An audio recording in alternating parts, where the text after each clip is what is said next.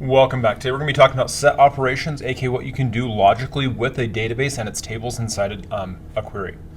So we've got some vocab we have to make sure we address with this. We have four terms we're looking at. Specifically, we're looking at intersect, minus, union, and union all. And when we're talking about these vocab words, these are the ones that we're using. These are the operators that happen when we're performing the set operations. And so you want to make sure you understand how they work and how they're being, how to use them appropriately inside your queries. So when we're talking about set operations, it's a little bit of a different structure. So when we're talking about a join, we're talking about how can I take tables from this table over here and this table here, how can I switch the columns together and reduce the rows as necessary based on the filters that I put in with the where or having clauses. However, when I'm working with a set operations, what I talk about is I've got a single set of columns right here and a set of columns right here, and I'm going to unite them so they're always the same width, and I'm putting about how I can put the rows together in a vertical orientation with that. So it's talking about instead of putting with columns and putting columns together with worrying about the rows later, this is talking about defining the column structure first by type and then putting all the rows together inside that. And so it's a little bit different approach of how we're going to work with that. When we're talking about the operations in there, you want to make sure we have all the columns. Remember how many columns you no matter how many columns you have, whether it's 1, 2, 5, 40, whatever you're looking at, that the column types themselves match across all the queries you're working with inside all of the set operations. So if I start up with 2 columns on the top, I have to end up with 2 columns on the bottom. If I have 3 on the top, I have to end up with 3 on the bottom.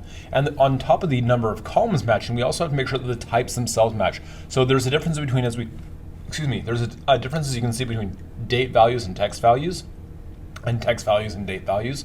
So you have to make sure that the types match going across from left to right, making sure it's the same across every single level of all of your set operations.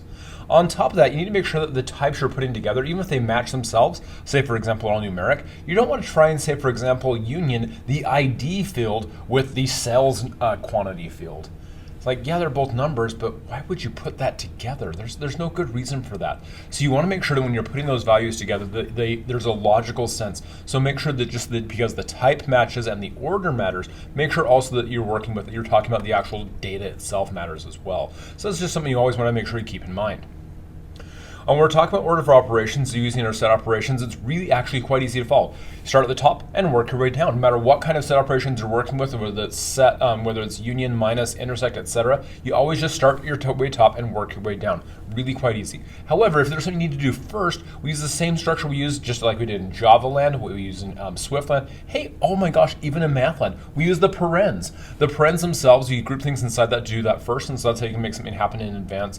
And so if you say, for example, you want to do a subquery or build the structure you're going to be working with and then do the logical operations on or set operations on, you can do those first by putting them inside parens and then going your way down.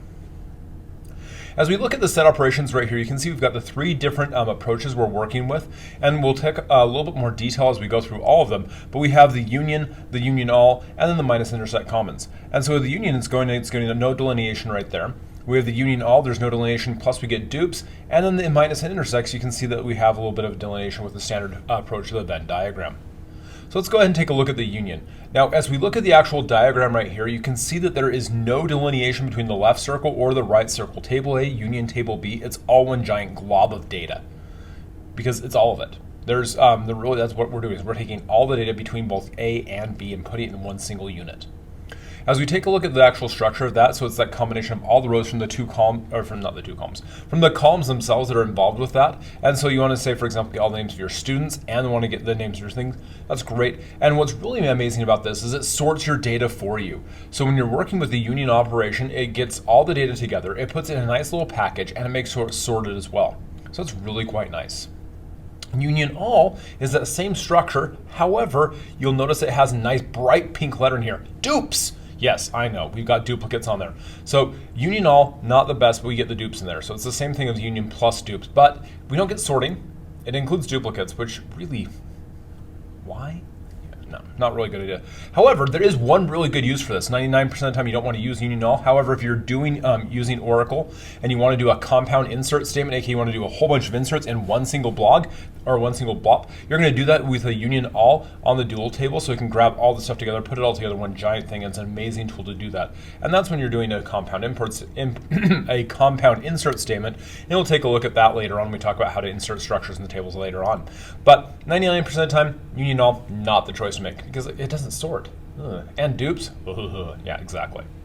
Now let's take a look at the minus table. So as you can see right here, we have the blue and the reddish pink on there. And so we have table A minus table B in blue, and in reddish pink we have table B minus table A on the right as well. And you can see that they have just that left C shape and the right C shape. And so there's in the intersect is not included. So anything that's in that middle pink section is explicitly excluded. It's just the stuff that's unique to either the left or the right hand side of the operation, or in the case of when writing this in SQL, the top unique from the bottom part of the operation. And then we can take a look at the demo video. You can see how those different results happen and what goes along with that. And so when we're talking about the minus, it's a partial side circle of that Venn diagram with none in the middle. It also sorts the results just like we saw with a union as well, so it's really cool, nice. I only want to get the ones that are in just one table and not have anything in common with the current table as well, so it's just the exclusive operation with that.